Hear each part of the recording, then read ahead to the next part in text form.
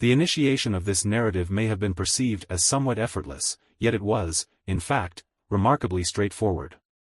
Had she been aware that the process would be so uncomplicated, she might have initiated it much earlier. She reflected on the reason behind her prolonged hesitation to embark upon this venture. Alex extended her body in a languid manner on her partner's bed, turning on her right side. She rose from the bed and proceeded to the bathroom. I activated the shower. She adjusted the temperature and climbed into the bathtub. She was about to turn off the water when Trey entered the room, and she turned off the water while they were changing places. 15 minutes later, the couple was ready to begin. The man leaned towards her, but the woman pulled back slightly so that his kiss would not smear the lipstick on her newly made-up lips. Calm down, my love. Stick to the plan, and then we can do this for a long time, she warned him. I'm sorry, he replied. It's just that you're.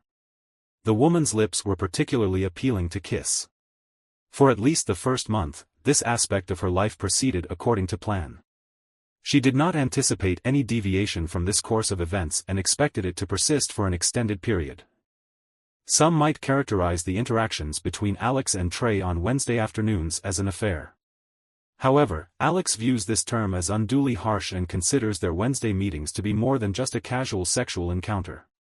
Alexis Temple was not seeking romantic attachment when she encountered it. Secondly, she had been happily married to Chris Temple for 12 years when, 4 months earlier, she had met Trey Leem at an executive board meeting at Parkfield Hospital. Alexis is the HR director at Parkfield, and Trey is the new marketing representative at Riley Gordon, the hospital's public relations company. Trey was dressed in a charcoal gray striped suit, which was clearly tailored to his athletic body.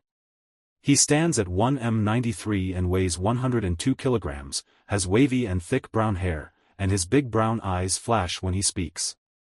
He speaks when he looks at her, and she experiences a sensation of arousal between her legs.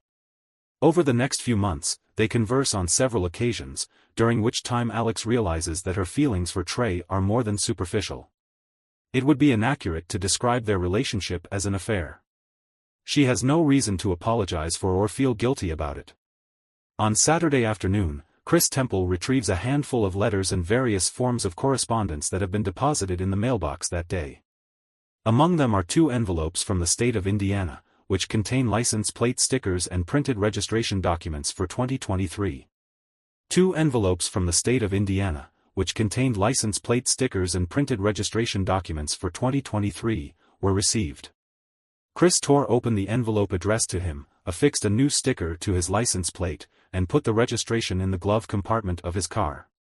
He then opened the envelope addressed to his wife, put a new sticker on her license plate, and attempted to put her registration in the glove compartment. However, the glove compartment was locked.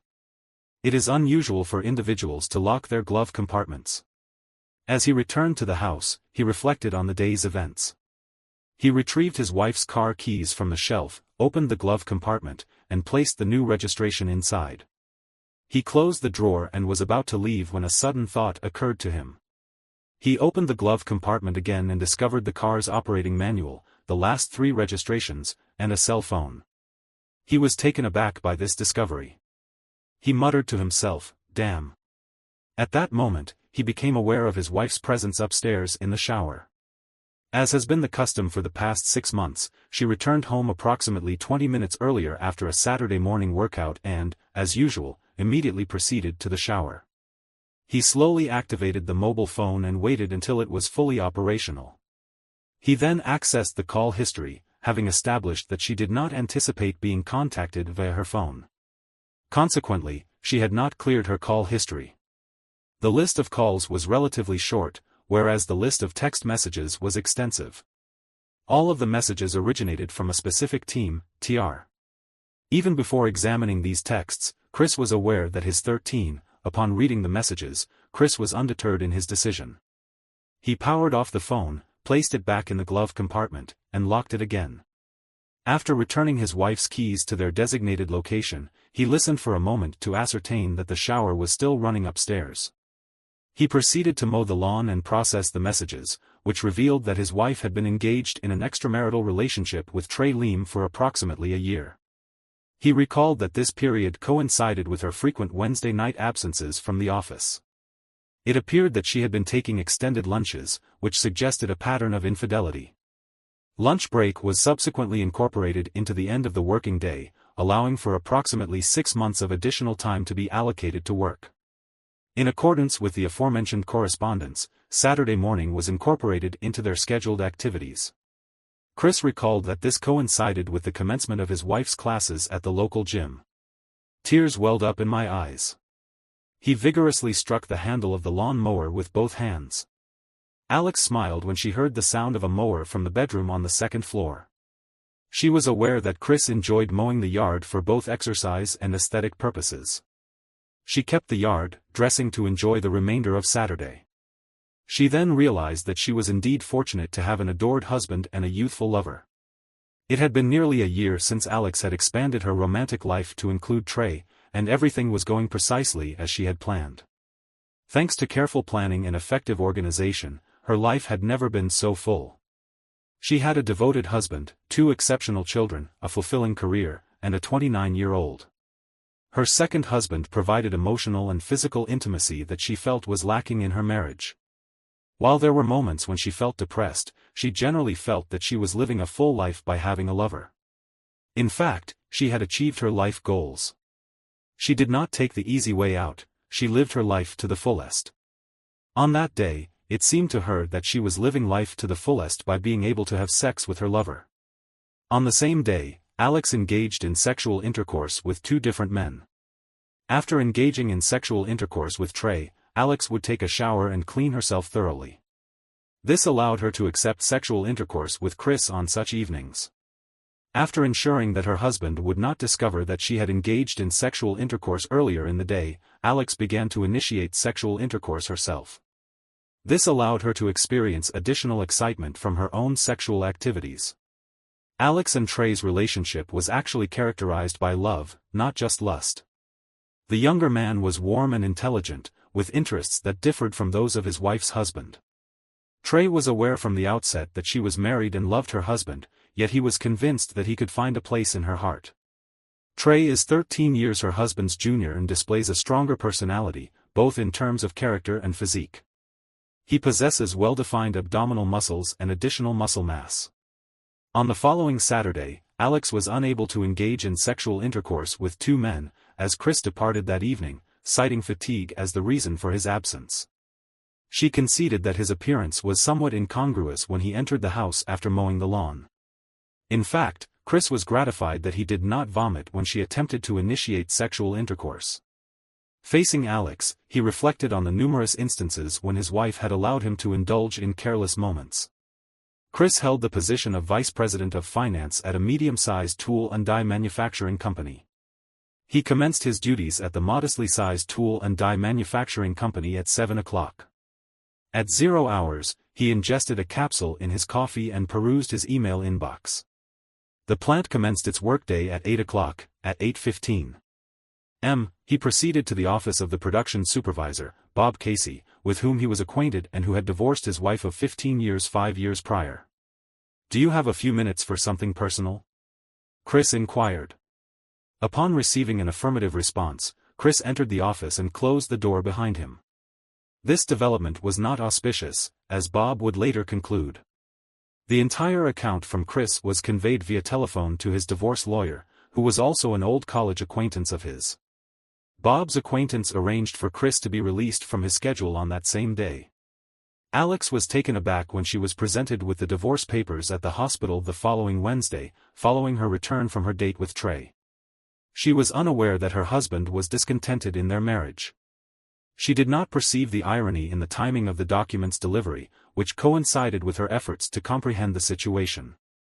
It did not cross her mind that Chris had discovered her relationship with Trey as soon as she had regained her composure. Alex called her husband to inquire about the situation. She asked, "Why, and what is it?" She expressed her disbelief that he was still questioning her, given that she had discovered his infidelity approximately a year prior and was now seeking a divorce. Alex was taken aback for the second time in a few minutes. She continued to sob but was nevertheless determined to confront him. Chris was unable to articulate a response. He terminated the conversation in a manner that aligned with Alex's expectations. Upon his return, Chris discovered that Alex had not remained at work as usual. Instead, she was waiting for him at home. Chris inquired about the reason for this deviation from their usual schedules. He was met with a response that indicated Alex's intention to avoid making up the hours for the extended lunch. Upon entering the house from the garage, Chris expressed his affection for Alex. Alex said that she was sorry for not disclosing the information about Trey to her husband. She explained that she felt it would be more beneficial for everyone involved if she had informed him. Alex then asked her husband if he believed that she and her lover were the only factors that constituted everyone. She then stated that she also considered herself to be a part of the situation. Chris responded by laughing and saying, "I didn't tell you about Trey. Because I was aware that your comprehension would be limited and that you would potentially disrupt the situation, as you are currently doing. I am unsure if I am causing irreparable damage. I am genuinely remorseful. Could you please clarify what I am doing that is causing this issue? I did not actively seek this relationship. Chris, it simply evolved, and I am grateful for it. Trey is an admirable individual. I believe you would appreciate him if." The depth of one's knowledge of another person is a crucial factor in forming an accurate assessment of their character. This relationship is much more than a mere novel, it is a significant aspect of my life. I hold Chris in the same esteem as I do you. However, I am unable to abandon him in the same way that I could not forsake you.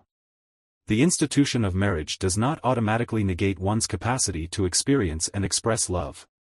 I am not in a position to disregard the emotional bond one share with Chris. He holds a special place in my heart, as you do. I am capable of loving multiple individuals simultaneously. Men at the same time, it's not a question of one or the other. Alex said Trey understands that I already have a full life. He is ready to be satisfied with the limited time that I have for him. You and the family receive the majority of my attention, as they should. I did not take anything away from you and the children. I simply added something for myself, in addition to you and the kids. Trey is not your husband. He is an interventionist, and therefore, he should be grateful for any time he gets from you. However, I am your husband, and you have 2 children. Therefore, all this time should be given to us. Chris said, I love my life the way it is now, and I don't want to change anything. Alex said, I don't want to get divorced. However, Chris also said that he didn't want his wife to sleep with another man. Apparently, we don't always get everything we want. We want to reiterate our desire to uphold the traditional values of love, honor, and cherishing one another. This is how we choose to express our relationship, and we believe it is a choice that should be respected. However, we understand that from your perspective, this may not align with your personal beliefs. We respect your opinion and acknowledge that our choices may not align with your expectations. Nevertheless, we maintain our commitment to upholding the values we hold dear in our relationship. Chris responded with a hint of frustration. Josh, aged 13, and his sister, aged 10, old Kayla looked very awkward. I'm sorry you had to hear that, Chris said. In the future, we will try to behave more like adults. However, we are getting divorced. We both still love you, and you had nothing to do with our breakup. I agree with everything your father said except that there won't be a divorce. Alex said he won't be so selfish as to ruin your lives because something happened to him. He is not going to ruin your life because he did not change it. She displayed clear signs of displeasure, first looking at her daughter and then at her husband. Watch your mouth, Kay. I am still your mother, Alex said in a firm tone. The girl shouted back and ran upstairs to her room. This was an unfortunate turn of events. Well, that was nice, Christold said, addressing no one in particular. I think we need to have a family meeting while we're eating. Josh brought his sister so that they could talk. While this was going on, Alex sat and looked at the other 3 members of her family. They openly discussed her infidelity and the impending divorce.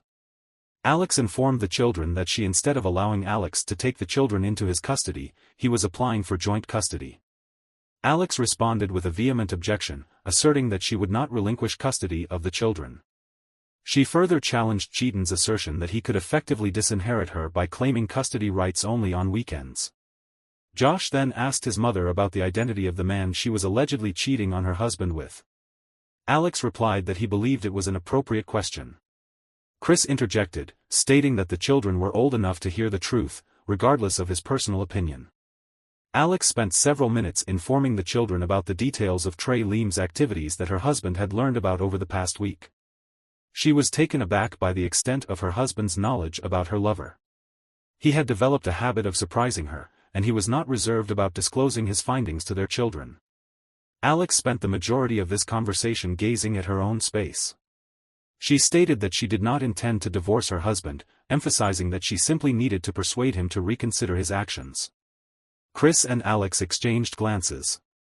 Chris gave a shrug, indicating his understanding that their father would not tolerate infidelity. The children immediately excused themselves to their rooms, but not before Josh offered, "We're here if you need us, Dad. We'll talk, but we don't want to get in the way of stray bullets, if you know what I mean." "Thanks, guys. I appreciate that," Chris replied after dinner, indicating that the family typically gathered in the common room to watch a movie or several TV shows. Unless the children were occupied with their homework, Alex was typically situated in the living room, ostensibly engaged in reading a book. Chris, on the other hand, would often venture to the common room to view the program of the day. He would smile to himself as he took a seat at the table, aware that Alex had not engaged in reading for several months. Sitting in the living room, Alex held back tears, intermittently turning the page of the book to give the impression that she was reading. 6 hours prior, she had believed that she had the ideal life. However, she was now cognizant of the fact that her marriage was teetering on the brink of collapse. The thread in her ideal life will deteriorate if she is unable to persuade her husband to comprehend her desires and his needs. Chris revealed her relationship with Trey to be somewhat vulgar and inappropriate, although this is not an accurate representation of their interactions. Alex asserts that her husband is a commendable individual, potentially even exemplary, but acknowledges that he possesses certain shortcomings and vulnerabilities.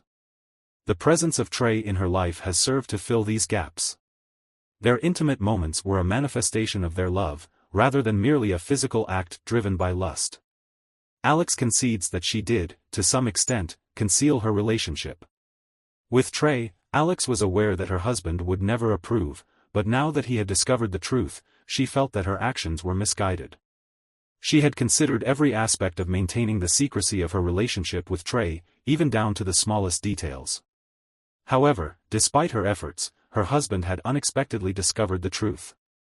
She was perplexed by how he had managed to uncover this information. Until recently, Alex considered herself a more astute spouse, in part because she had managed to conceal her relationship with Trey for almost a year. She had to concede that the initial encounter between Chris and her body, just a few hours after Trey's arrival, had not only aroused her more than ever but also reinforced her perception of Trey's superiority. Trey appeared content with the status of his relationship with Alex, despite the 13-year age difference, her youthful physical appearance, her attractive face, her intelligence, and her sociability. He was surprised at how quickly he managed to seduce this seemingly happily married woman. She made it clear that her interests extended beyond gymnastics on the mattress. She did not seek to replace her husband, which was more than acceptable to Trey, who was enjoying the freedom of a bachelor. The only request Trey had made to her was to add a second day to their weekly dates. Initially, Alex refused, but a month later, she enthusiastically agreed, and so Alex's Saturday classes began. Trey attempted to feign sympathy. Given Alex's circumstances, when they met for lunch at a restaurant situated a considerable distance from her residence, where they had previously convened for meals, she promptly contacted the young man to arrange an appointment shortly after her arrival at the office. "Alex, if you were to divorce me, it would afford us a greater opportunity to communicate. I must admit, it would not be a significant hardship for me. However, I am aware that you do not desire a divorce. Is it truly necessary for us to separate? I hope not. He has consistently demonstrated reasonableness, and I am confident that he still harbors affection for me. Therefore, if I can appeal to his sense of justice, I will. I would be able to persuade him to adopt my perspective," Alex said. "If I had the option, I would not relinquish any aspect of your identity." Trey interjected, "Why should your husband be excluded from this discussion? He loves me, and I simply need to demonstrate to him that maintaining the status quo is beneficial to me and does not affect our relationship. Alex replied, "Until I am able to convince him, I believe we should exercise caution. It would negatively impact the case if I appeared to be forcing his opinion upon him." Chris was unsurprised when Alex did not attend her scheduled workout session on Saturday morning. He was aware that she was sufficiently astute to disengage from her relationship with Trey, at least in appearance. However, he felt compelled to provoke her to gauge her reaction. "You might as well go to your lover right now, baby. I've already filed for divorce and I'm not going to change my mind," Chris stated as he and Alex sat in the common room, while their children were outside. "Just because you applied doesn't mean you can't change your mind, honey. Do you love me more or less than you love Chris and the children?" she inquired. She had caught him off guard. She could see the wheels turning in his head, attempting to find the appropriate response. "I love you all the same, but in different ways." He inquired as to the nature of her inquiry. She responded, "I love you, the children, and Trey. Everyone is the same and at the same time in different ways. I cannot give up my love for any of you. I love you, Chris, and I need you. You are my husband, and as the father of my children, you can. I have affection for Trey in a variety of ways, including in a manner similar to and distinct from my feelings for you. However, given that he is not a member of our family, I devote less time to him than I would otherwise prefer. Despite this, he has accepted his role. If you truly love me as much as you claim, you would be willing to assume the dominant role and find happiness in it, both for yourself and for me. However, you are persistently disregarding the evident truth. Chris has stated that Trey is not part of our family and therefore cannot be loved to the same extent as the children. Furthermore, I should not be relegated to a minority role within this familial structure. The concept of family is what we have previously defined. Alex has stated that he wishes to include me in his family. I am a devoted wife and mother. However, I am not entitled to the same level of affection as my spouse if he does not love me as much as he claims. I am not willing to allow my partner to pursue a romantic interest outside of our relationship. It is important to note that my love for him has not diminished significantly over the past 2 weeks. It is not possible to cease loving someone overnight. However, your disregard for my feelings is unacceptable. The preceding year has significantly depleted my capacity for love. Chris asserted that I was not disrespectful to him and that I love him as much as ever. Alex similarly declared his enduring love for me. Therefore, it is evident that he has never loved me to the same extent as I love him, as otherwise he would not have been able to engage in an extramarital relationship. Chris further stated that he has a deeper attachment to me than a mere lover. He described the other man as a second husband. She concurred, adding that the younger husband was the man in question. Chris, however, maintained that he slept on the couch in the common room every night, despite his wife's persistent attempts to persuade him to return to their bedroom. "We cannot converse unless we are in the same bedroom at night," she said. At their initial meeting with the attorneys, Chris's legal representative discussed the potential sale of the residence and the subsequent division of the assets. "I am not serious," Alex replied. "I do not wish to divorce. It is inevitable," Chris said. "We must sell the house so that we can both afford a more spacious residence." "I agree," Alex said. "I will leave him. One must trust the promises made by others, as one's own word is not always reliable. It is unclear why one should trust the promises of others, as there is no guarantee that they will not break their word." It is evident that Chris believes that the issue at hand is not about winning, but rather about the nature of the relationship. It is unfortunate that this has led to a loss of trust and understanding between the two parties. The question posed by the other party, "Just don't understand Al, I want to," indicates a lack of comprehension. It is evident that there is a need for further clarification and communication to rebuild trust and understanding. The in-laws and mother-in-law called a week later and inquired about the circumstances surrounding their daughter's divorce. He reasoned that, as her parents, they should have been informed.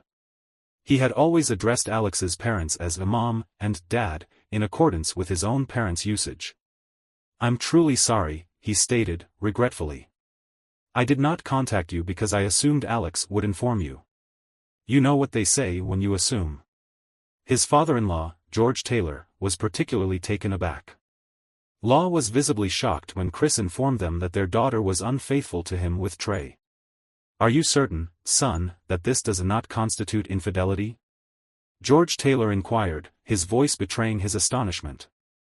"That is not precisely what I meant," Chris clarified. "My daughter loves them both, and she is not eager to divorce her husband."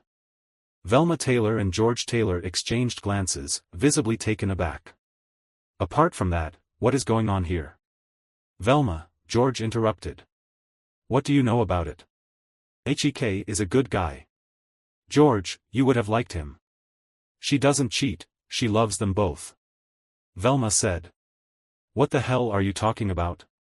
Velma explained. "Please, explain everything quickly and clearly. Otherwise, there will be a second divorce." It would appear that Law was aware of Alex's infidelities but continued to assert that they did not constitute cheating because her daughter loved both men. However, this reasoning does not align with the conventional definition of cheating, which is typically understood as a relationship between two individuals. Velma, with a sense of confidence, then posed a question: "If this is polyamory, why don't I have anyone on my side and why do I seem to be the only one who hasn't been informed about these plans?" In response, she was informed that she had been unfaithful to Chris and that Velma had not been told about the situation. Velma then demanded to be given a chance to respond. George said, "I'm sorry, son. Hek is a good guy. George, you'll see it when you get to know him." Velma said, "Will you get acquainted?" She then added, "I don't want to meet my daughter's boyfriend. He wouldn't make love to a married woman if he was such a nice guy." George said, "Thanks for understanding. Dad." Chris said, Trey held back his personal celebration at the end of his divorce from Alex. He was trying to look concerned, but in fact he wanted to jump and scream after a year in. He aspired to spend more time with his personal mother. "I would blow in English." He was going to fulfill his wish once every 2 weeks since Alex and Chris would receive their children for a week each. Alex attempted to avoid dating Trey during the first week that Chris had the children. However, after crying for a week, she practically requested to spend a week with Trey the next time Chris was with the children. This occurred on that first Monday when Alex stayed overnight with Trey. Trey prepared a meal for the pair, including both a main course and dessert.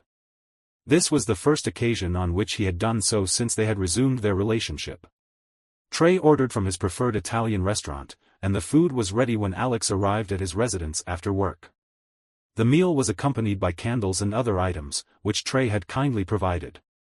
Alex commented that such treatment was becoming increasingly familiar. Trey played classical music on the stereo throughout the meal. Alex smiled at the young man, noting that her previous husband had never played her such music. Her husband's musical preferences were limited to classic rock. She smiled even more broadly when, after the meal was over, he lifted her to her feet and spun her around in a slow dance to several compositions. They cleaned themselves up and retired to Trey's bedroom, where they spent the rest of the night making love, first gently and then more energetically. Perhaps a divorce wouldn't be so bad after all. She considered the possibility that it might be so bad. Trey was delighted when he awoke in the morning with Alex in his arms. 20 minutes in one position change later, they were lying face to face. They were breathing heavily from exertion. "Damn it," Alex said, "I'm going to be late if I don't hurry." "Well," Trey replied, "let's save time by taking a shower together." "That's an excellent idea," Alex said, raising her eyebrows. Alex replied that it would not save time. On Friday evening, they found themselves together in a restaurant in public for the first time. Alex was wearing a short red dress that she had purchased especially for the occasion. Trey commented that she was gorgeous. During the evening, Alex experienced several instances of arousal. She was aware that she was aesthetically pleasing and that she and Trey were an appealing couple. On several occasions throughout the evening, she observed men gazing at her with admiration. When she departed Trey's residence late Sunday evening to retrieve the children from Chris's house, she and Trey engaged in sexual intercourse on Friday night, 4 times on Saturday, and twice more on Sunday. They had a 29-year-old child. 1 year. The dissolution of her relationship with Trey was more challenging than she had anticipated. She returned to the car to collect the children, as she had become accustomed to doing. She was content with the situation, but on her way home, she felt a sense of emptiness. It appeared that the longer she spent with Trey, the more their relationship fluctuated emotionally. She touched her right wrist, a gesture that prompted her to reflect on the past. She was reminded of the scratch she had sustained when Trey had handcuffed her to the headboard. This was a novel experience for her. When Trey removed the handcuffs, she expressed reluctance, but he promptly addressed the issue. After that, she lay down separately from the young man, noting to herself that Chris had never made her feel like an equal partner in bed. She mentally brushed it off, deciding that it was probably just a generational difference between her ex-husband and Trey. Despite the fact that the children were aware of Trey's existence, Alex communicated with him only a couple of times a week, and always during working hours. She had not yet introduced her second romantic interest to the children. On Wednesday, when Alex called, Trey did not answer the phone. He did not return her calls when she did not receive his usual noon call on Thursday. She called him on her work phone, and the receptionist at Riley Gordon was reluctant to discuss his whereabouts until she revealed that she was Trey's girlfriend and unable to contact him. He had been in the hospital since Tuesday night.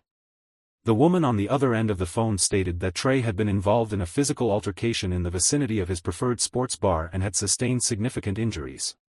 This could explain why she had been unable to reach him. The receptionist provided Alex with the necessary information and shortly thereafter, she departed for the hospital. 15 minutes later, she was examining Trey's severely injured face. "Why didn't you contact me?" she demanded. Alex explained that he had only learned of the incident 2 days later from Trey's administrator. Alex stated that due to the severity of Trey's injuries, he was unable to discern the emotions in Trey's eyes. Trey had sustained a broken nose, 2 black eyes, and, as she later discovered, 2 broken ribs and bruised testicles.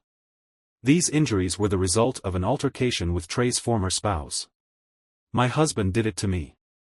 Trey muttered, "That unscrupulous bastard didn't do it himself. He paid someone, and he will pay for everything when the police take these 2 thugs into custody." "No, this can't be happening. Chris is too good to do that. He's the kind of guy who divorced me as soon as possible but would never hurt anyone. I am compelled to inform you that he is a weak individual, not as commendable as you perceive him to be. He will be incarcerated. I will not engage in superficial interactions with him merely because he is the father of your children. I am confident that he did not commit the crime, but nevertheless, Trey, you should have contacted me. I should not have become aware of the incident 2 days after it occurred." Given Chris's calculated and detached approach during the divorce proceedings, it is understandable that Alex was uncertain about her former husband's involvement. The husband did not participate in the physical assault of Trey. If this is not the case, then she will have to admit that she is partly to blame for the beating.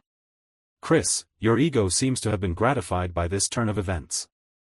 Alex shouted at her ex-husband when he answered the phone that day. "What the are you shouting for?" Chris said softly in response, wondering what his ex-wife was thinking. The wife was babbling about, "Nice try, Chris. Trey is very angry and in a lot of pain. When the police arrive, you will be taken into custody." "I will be unable to calm him down," she said. "Whatever you say," Chris replied and ended the conversation. He was still unable to comprehend what Alex was shouting about. Alex had to admit that Chris appeared bewildered by her own words. She wondered when he had managed to feign innocence so convincingly. What an irony that the police arrived so soon after he spoke to Alex on the phone. Approximately 20 minutes after Chris spoke with Alex on the telephone, I prepared a fresh pot of coffee. I have been awaiting your arrival since my former spouse contacted me a few minutes ago. Based on her account, I surmised that something had occurred involving her second husband. Consequently, I was initially considered a primary suspect. Chris proceeded to serve coffee to both officers and respond to their inquiries for approximately 15 minutes. As they departed, the officers concurred that my involvement did not align with that of a jilted ex. The husband was identified as a potential suspect. Subsequently, the police excluded Chris from the list of suspects in Trey's beating. A few weeks later, Chris and his father-in-law the lawman were quietly sitting in a bar on the outskirts of the city, enjoying a couple of glasses of rye Angel's Envy. "Thank you, sir," Chris said quietly. "I owe you a great deal." The police were absolutely sure that I was involved in beating this foolish individual, George Taylor said. Yes, you were an obvious target, and they could not ignore you. However, you do not owe me anything. I owe you this for what my foolish daughter did to you. George Taylor stated that he had been a commendable husband and exemplary father to his grandchildren. He then informed them that henceforth, he would expect them to purchase beverages. Both individuals clinked their glasses and took a sip of the amber liquid. 2 months after the attack on Trey, Alex did not enjoy bedtime as much as she had previously. She met another young man with whom she had developed feelings.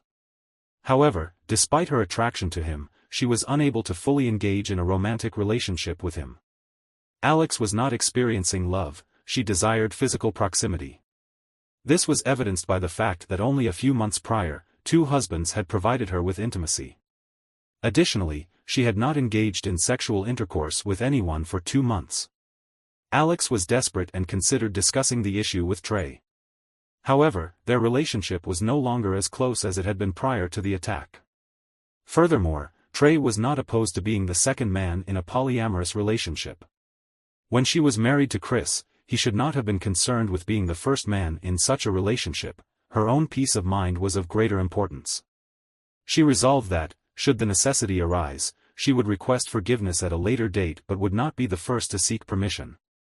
Delmont Lafleur was almost as large as Trey, 1m, 98 kilograms, and appeared to be slightly more impressive, although not as rude. He was raised in New Orleans and exhibited a combination of Creole and traditional Southern accents. He has a refined Southern accent and is 25 years of age. He is more polite than Trey, but less arrogant. R is employed as a junior manager at one of the local firms. From the moment Alex encountered him in line at a nearby Starbucks a few months ago, she considered the possibility that he might replace her former partner. Trey's recovery from his physical limitations prompted me to investigate further. By the time he was able to resume sexual intercourse, Delman had assumed the role of Alex's second husband. Alex and her second boyfriend met twice a week during the period when she had children. They were old enough to care for themselves during the few hours she was not at home on Wednesday evenings and Saturday mornings.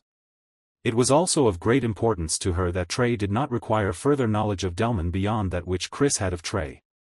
At least, this was the case until such time as he became aware of the situation. Alex observed that the lives of Chris and Alex only crossed paths when the parents transferred custody of the children to each other as part of a legal agreement, and at certain school events.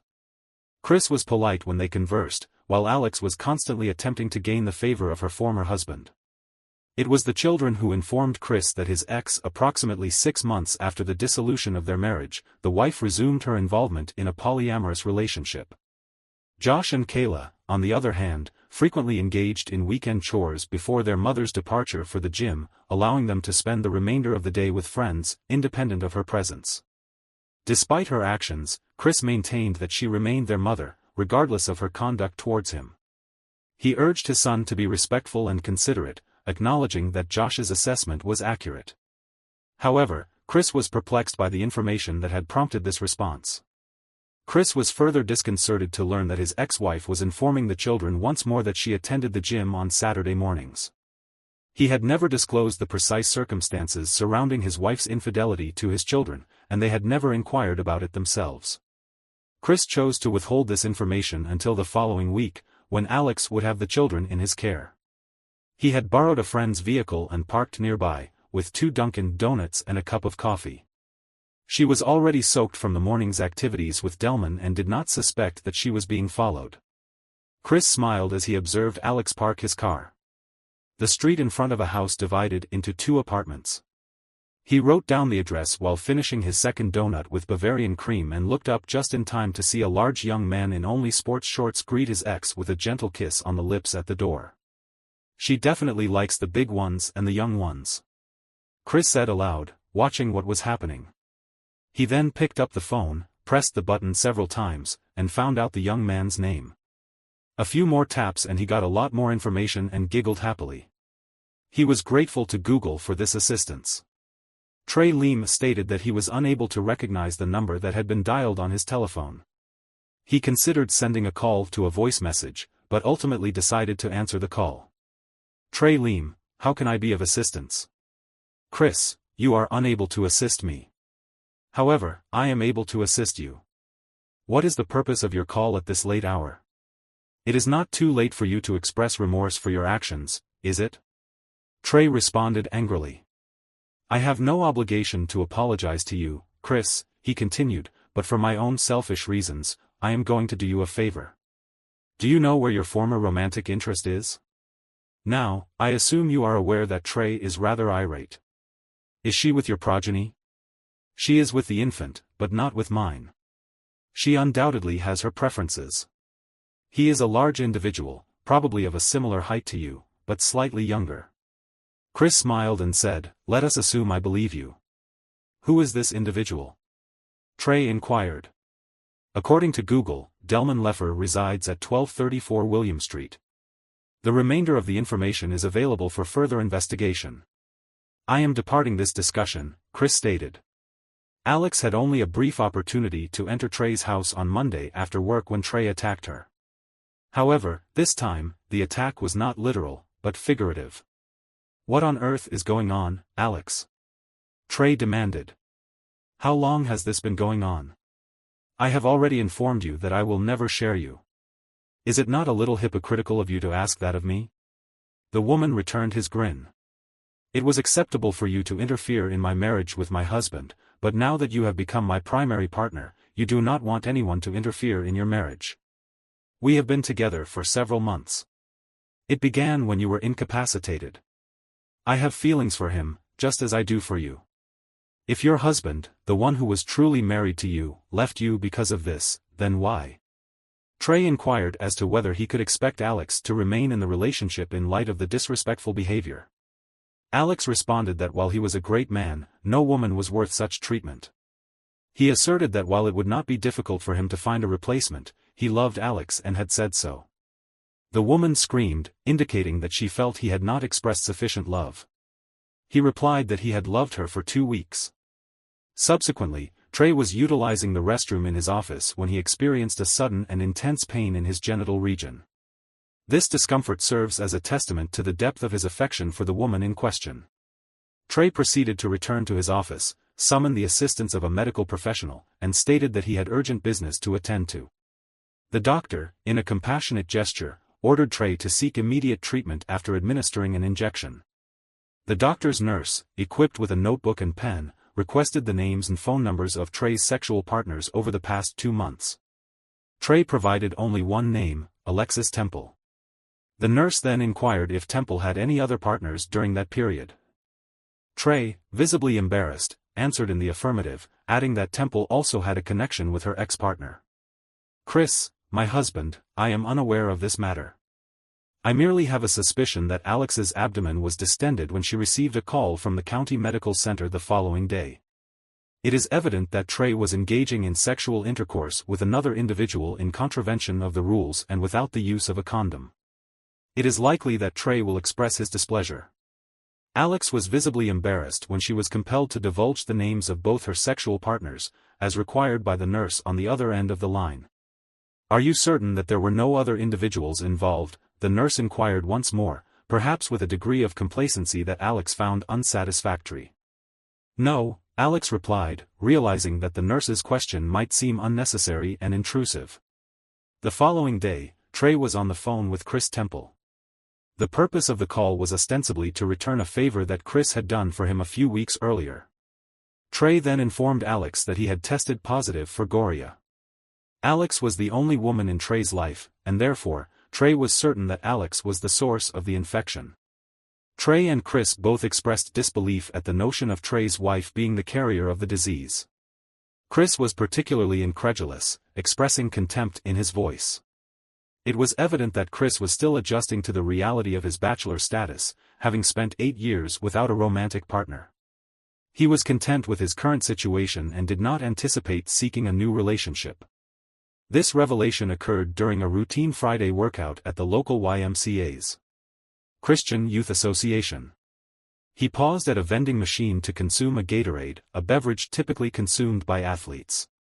The woman stationed in front of the vending machine appeared to be unaware of his intentions, standing in a manner that suggested she had no immediate plans for the day.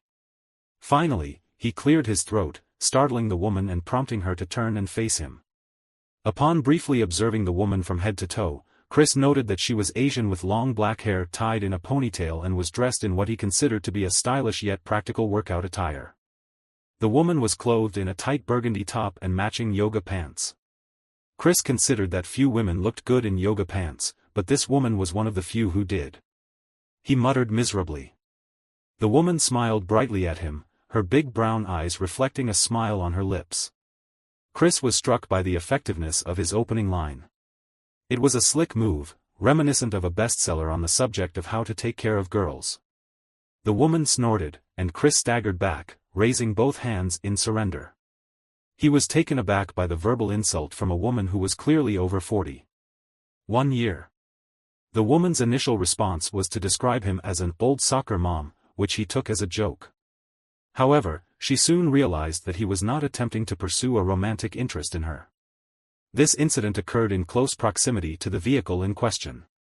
At this point, Chris's awareness shifted from the jovial banter he was engaged in with a woman to the realization that he shared a similar interest in flirtation with other men. He posited that, in the company of intelligent women, the role of the less intelligent male is often an effective one. The female participants appeared to concur, as evidenced by their laughter. "I am Jade, and this is Chris Temple. I would be grateful if you would make your choice. Because I really need Gatorade," he said with a big smile. 1 year later, they got married in a small ceremony. Chris was delighted with her sharp mind and quick tongue, as well as her elastic body. He discovered that she was 51 years old, not 40 as he had originally assumed, and that she had divorced her cheating husband about 10 years ago. She completely shared Chris's views. "I don't share my man," Jade said as they exchanged their stories. "Never has that been clear." She added, "I will never act on the principle of two loves with you. You are my one and only love, and it should work both ways."